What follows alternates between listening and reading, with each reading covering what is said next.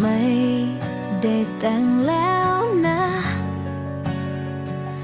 แต่ก็ยังคิดถึงเธอทั้งใจ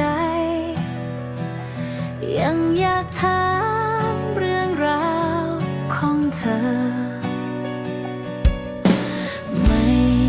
ได้เธอแล้วนะ ใจยังเศร้าอยากขาดใจตาย ไม่อยากเชื่อว่าจะเป็นแบบนี้ ไม่ได้อยู่บ้านเดียวกัน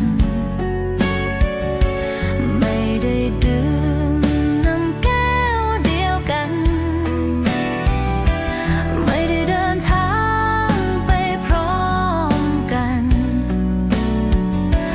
ไม่ได้ยินเสียงเธอบนตักเตือนคิดถึงเธอเหลือเกิน เจ็บหัวใจแทบหายใจตาย เพราะยังอะไรคนหนึ่งคือเธอ ยังอยากรักและยังอยากเห็น ไม่ได้แต่งแล้วนะ ได้แค่สั่งบ้านไว้ได้อยู่ไกล ถึงไปไกลก็ยังคิดถึงเธอ อยู่แบบนี้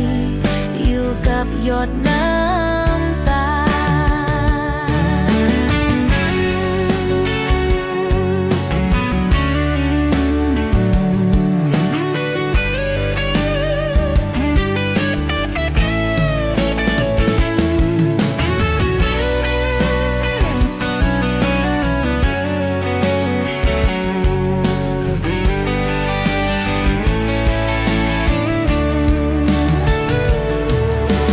คิดถึงเธอเหลือเกิน เจ็บหัวใจ